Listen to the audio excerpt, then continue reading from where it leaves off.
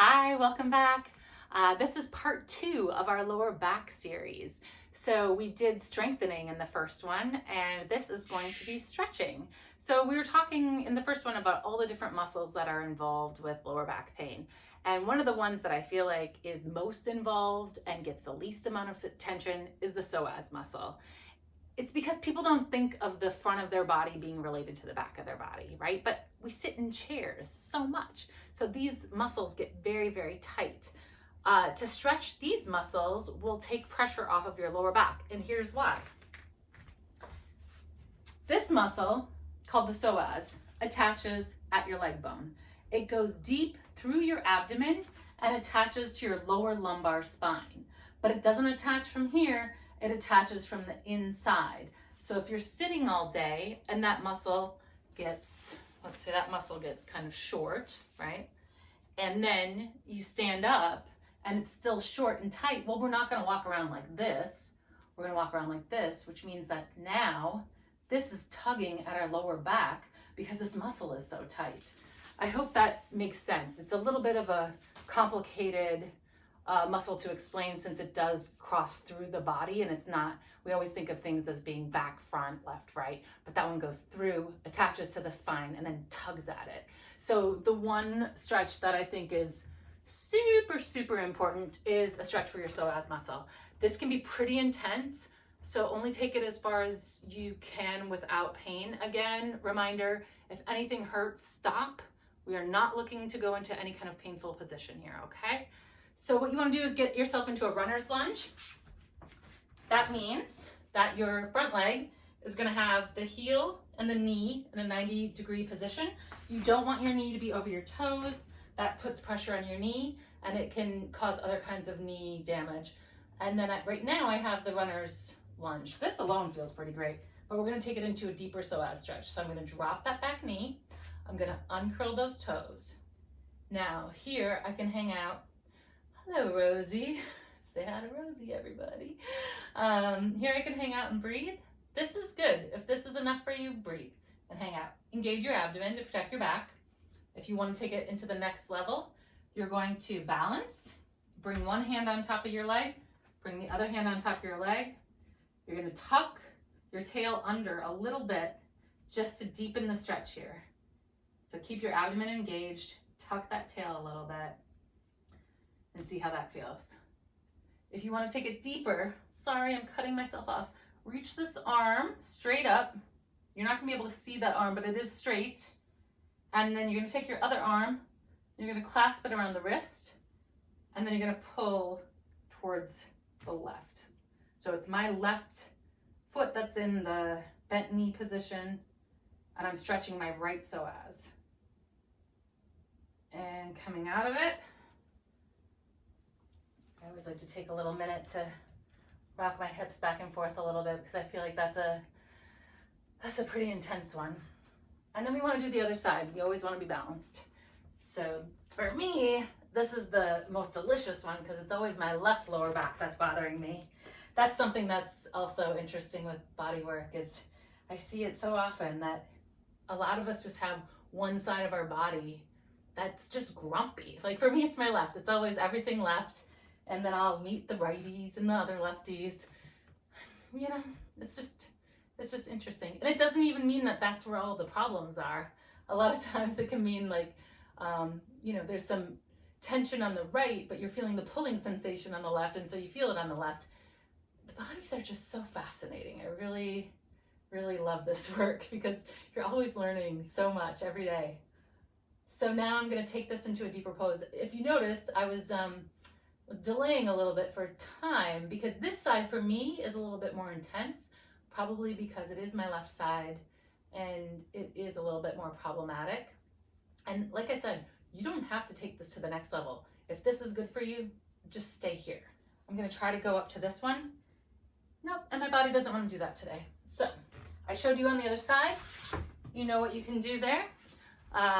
And I hope that was a good example for you is even though I'm trying to show you a balanced session, my body doesn't want to do that. So I'm not going to push it there. Okay. So that's our psoas stretch. Pretty delicious, right? To do both at the same time, we can also bring our hands back and lift our hips up.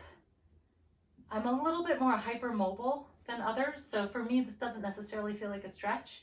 If you're in the same boat, you can bring your elbows down and let your head release. Now I feel it more. And you're gonna feel this into your quads too. But that is just fine. And then slowly come up. Hi, Rosie. And Rosie is joining us today, everybody. And now we're gonna grab our strap, okay? Either this is a theraband, or you can use a yoga strap or a hand towel. Whatever you have around is just fine. And we wanna stretch those hamstrings, because those hamstrings, whew, they get so, so tight. So put the strap around the ball of your foot, you see? And then you're going to straighten the bottom leg, and you're going to put one hand on either side of your towel or strap and let those shoulders relax. And just breathe and let that leg totally lengthen and stretch. Now, you want to make sure that your focus is on stretching slow and gentle. You don't want to force anything. If you're trying to get further like this, but in order to do it, you're bending your knee, that's not stretching it. So just don't. just let your body go where it wants to go. If that means it's here, guess what? That's okay. That's where your stretch is. So holding this, in general, you want to hold every stretch for about 30 seconds. If you don't hold it for 30 seconds, you're not really getting the benefit of the stretch. So think about that. But do stretch. I'm not saying that so that you say, oh, I don't have time, I'm not going to do it. No, do please stretch. Okay, and then we're going to switch to the other leg. I like to do this little trick where you just put the other foot in. Ta-da! And again, just breathing. And sometimes I do find that if I engage the foot a little bit more, by engaging, I mean push through the heel, bringing my toes towards my face. That's a way to deepen the stretch without forcing it with your arms. You know, your arms should just be along for the ride. So we're just breathing.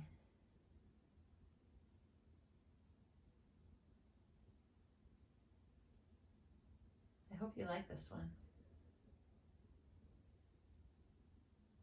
And you know, even though I say this is what you should do, I have to say I'm pretty much enjoying this a lot because I need to do this more myself. I'm really enjoying how good this feels right now. Okay. So that is a nice hamstring stretch. Love it.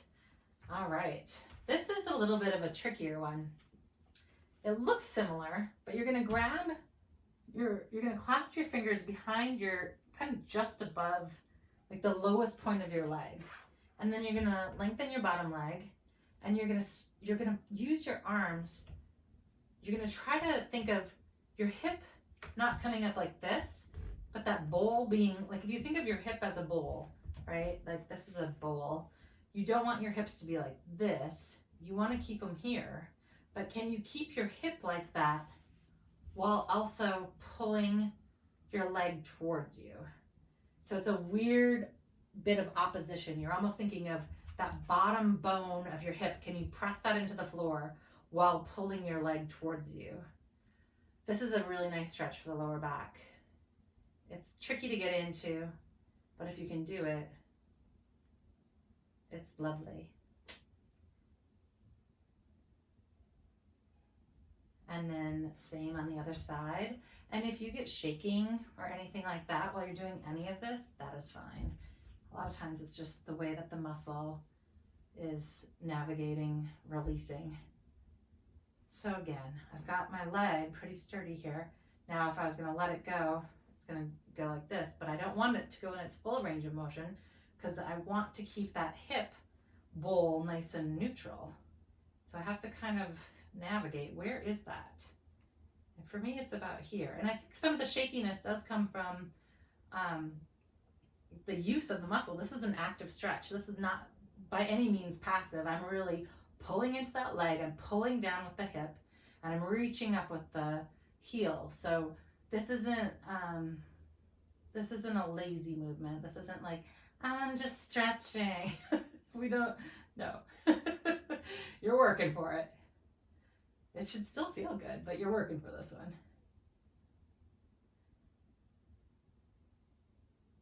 Okay. I'll show you my other favorite lower back one. It will look familiar, but there's a little variation on this theme, and I wish I could remember where I learned it. So person out there, whoever you were who put this in my brain, thank you. I would love to give them credit, but I really don't remember. I learned this a couple of years ago, and I've been doing it since then. Anytime my back bothers me, I get on the floor and I do this because it just instantly makes my back feel better. So it's basically a figure 4 stretch, and that means that you're making the figure 4 with your heel on your knee. You're going to pull your thigh towards you. If you want to use this other elbow to open up that leg, you can. The important thing is to keep your feet flexed. That'll help protect your knee, and it keeps, again, the stretch an active one. And the key with this one that makes it a little bit different is once you find it, you're going to push whatever foot is facing the wall, like this one, the foot that's making the 4, you're going to press it in that direction. So my left foot, my left ankle is on my right knee. I'm going to press my left foot towards my right. And as I do that, I feel a deeper stretch on the left side of my body. And then you want to hold it for 30 seconds. So I hope you're feeling that. If you don't feel it, keep playing with it. It's not a big movement. It's very, very subtle. And, you know, if 30 seconds feels like a long time to you, maybe this is a good time to do those chin tucks while you're at it. I actually do that because I feel like as a New Yorker, I like to multitask and get things done. So that holds true even with stretching. And then what you do is you tuck your chin, get like those 3 beautiful chins going, and hold it for 5 seconds, trying to keep your shoulders out of it. And then you'd release for 5 seconds. So that's probably about 30 seconds. I didn't count on that side, but let's just say it was. But you know, if you're practicing on your own, 30 seconds. So same thing on the other side. Pull that leg in, keep that leg flexed, and then we're just gonna slightly move the leg that's on top towards the opposite side of the body. So I feel this a little bit on my right, but not nearly as much as I did on my left because, again, my left is the chronic pain side. So that might be true for you too, that you feel it more on one side than the other. Even though we have 2 arms and 2 legs and 2 eyes and 2 ears, and we like to think of ourselves as symmetrical, we're probably not actually, but that's okay. So again, with the chin tucks, we're gonna tuck our chin and hold it for 5, 4, 3, 2, 1, and release it again for 5, 4, 3, 2, 1, and tuck again for 5, tuck, 4, 5, and release, and 1 more tuck, 1, 2, 3, 4, 5, and release. So you can do that for the full 30 seconds, and then you're getting both your lower back and your neck stretched. Pretty cool.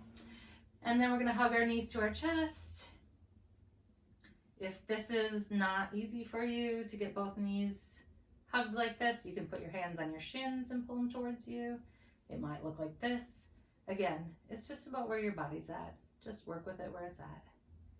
And we can do little circles. This is nice to give the sacrum a little love. Keep your knees together with this one and go in the opposite direction. This really is nice to give some blood to that sacroiliac joint at the top of the sacrum. You always hear people say like, oh, my sacroiliac joint. That is the sacrum, and iliac means ilium, which is the top of the hip bone. It's where those 2 bones meet. All right, and then if you want to roll up, you can. If that feels uncomfortable, I always would say the safest move is to roll to your side and push yourself up. Cool? Okay. Was there another stretch I wanted to show you for the lower back and the psoas and the hamstring? I think that's enough. I think if we need more, we can do more at another date, right? So that feels like plenty to work with. I hope you enjoyed it. The third one will be using massage tools, so go ahead and check that out, and have a great rest of your day. If you like this, please give me a thumbs up, hit that subscribe button. I really appreciate it, and take good care. See you soon. Bye.